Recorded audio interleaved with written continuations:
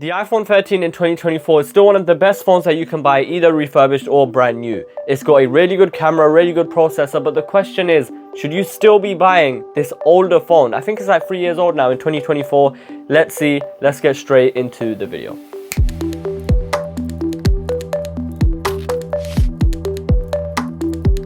First of all, let's talk about the design, which has surprisingly held up really well.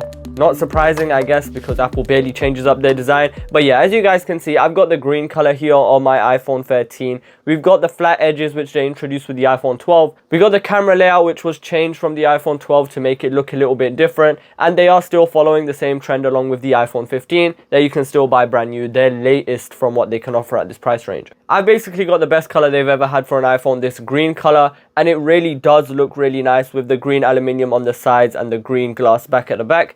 If you want to use this phone, I recommend using a case because it is kind of slippery, especially when your hands are cold and they don't have any moisture. Then yeah, the phone can get slippery, and also it can get a lot of fingerprints, as you guys can see. But yeah, design wise, we've got overall the basic iPhone that you guys have known and loved. A bit outdated if you look at the iPhone 16, which is coming out in just under 2 months now. But again, still, design-wise, really good phone. Side note, if you do want to be buying this phone from Apple directly, they are going to stop selling this soon when the iPhone 16 comes out. So yeah, I just wanted to add that on to let you guys know. The display is again really similar to the phones that we have today from Apple, not the Pro lines but the normal lines, except for the only difference being that the new iPhone 15 has a dynamic island and this has the notch.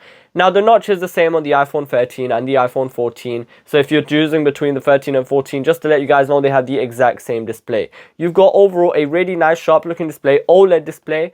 At 60 Hz, you can get Android phones for much cheaper with 120 Hz displays.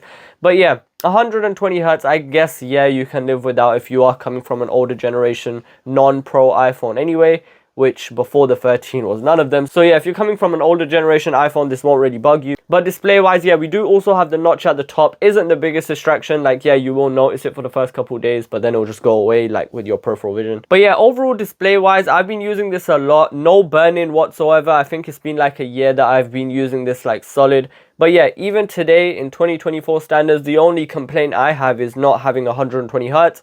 But even then, overall display quality wise, it gets really bright in the sun when you need it to be. Overall, good display. Quickly adding on to the speakers, iPhone speakers have always been pretty good. They've got a good amount of bass. Top firing speakers and bottom firing speakers.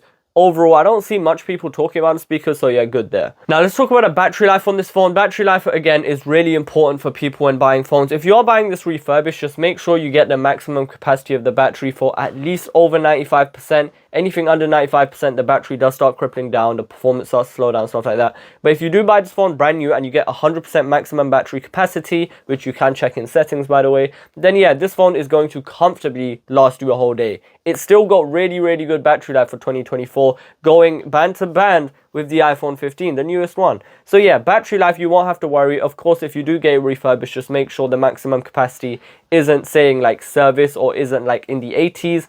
Because then when you are there, then it can get a little bit bad. Performance wise, like I said before, it does kind of correlate to the battery. But performance, we have the A15 Bionic chip in here. If you're somebody who plays a lot of games, then this phone does tend up to heat just a little bit.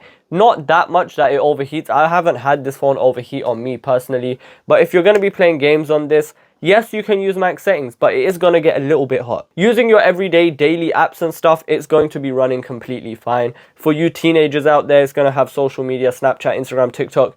You're not going to lag in TikTok. If you were, I would definitely not be recommending this phone because everybody uses social media nowadays. But yeah, this will be able to handle social media completely fine. Everything from banking to checking emails, I've done on this phone. I've even done a lot of CapCut edits on this phone, like heavy CapCut edits with a lot of effects, a lot of everything like that. This phone does not lag. Apple always had really strong processors, so for the time that you're going down and your phone's being used and used, it doesn't slow down.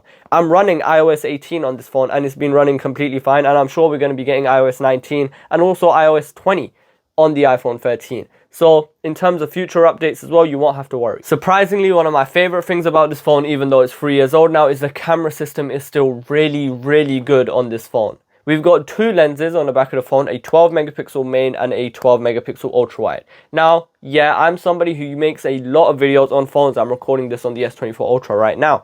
But I do like the camera system on this phone. I would have wished it maybe like had a telephoto, because I do use the telephoto lenses quite a bit. But even then, the main lens is the same sensor and everything with the iPhone 13 Pro. So yeah, honestly, takes really good photos and videos. I'll show you some examples on the screen now. It is performing really well, and I'm really happy with it. A lot of the videos you actually see on this YouTube channel are recorded with the same camera as this, the iPhone 13. This is actually the phone I use to record a lot of my videos, except for today because of the S24 Ultra. But yeah, ultra wide as well. Ultra wide is more for the aesthetic, you know, if you're taking a picture of a landscape or you're taking a picture of something like that, then that's when you use the ultra wide. But the main lens is brilliant. I love the main lens, especially how well it's aging in 2024. You can get away with this on social media and people will be like, damn, what camera are you using? I'm using the iPhone 13. You just need to know how to use it. Another subsection I want to add on, I don't see a lot of reviewers talk about this, but the performance in social media apps for the cameras. Some apps are optimized, some apps aren't for specific phones.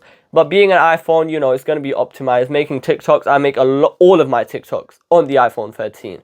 And they've been looking good. I record Instagram Reels, YouTube Shorts, everything is really well optimized for the iPhone. So for all you Snapchat users wanting to make sure your snaps look perfect, the iPhone 13 camera again is great for that. Because I don't see a lot of people talk about the fact that the cameras can be really good on some phones like the S24 Ultra, but then they perform really badly in apps where we use the camera more than we would in the normal base apps, especially for teenagers. You know, we use a lot of social media. So yeah, I just wanted to add that on there. So yeah, that's everything covered. Should you still buy the iPhone 13 in 2024? It's your money. You can do what you want, but I would recommend it, especially if you're coming from one of the budget Android phones, or if you're coming from an iPhone, like if you still have an 8 or a 10, the iPhone 13 is a really good phone without breaking the bank and like having to spend like £800-900 on a phone. It can get expensive, and you can get this directly from Apple. You also have, by the way, guys, a lot of people don't know this, 2-year warranty in the UK for all Apple devices brought directly from Apple. So if the camera stops working for some reason or something like that, go to Apple, they'll do it for free. If they say no and it's under 2 years and it wasn't your fault, it's not like you broke the phone, show them this video, because I have subscribers, they'll probably listen to me. But yeah, thank you guys for watching. This was the iPhone 13 in 2024. Still a really good phone. One of my favorite phones to recommend when people ask me, I want to go to iPhone, but I don't want to spend too much money. What should I do? iPhone 13 in 2024, still brilliant. Again, thank you guys for watching. Like and subscribe, and I'll see you guys in the next video. Peace.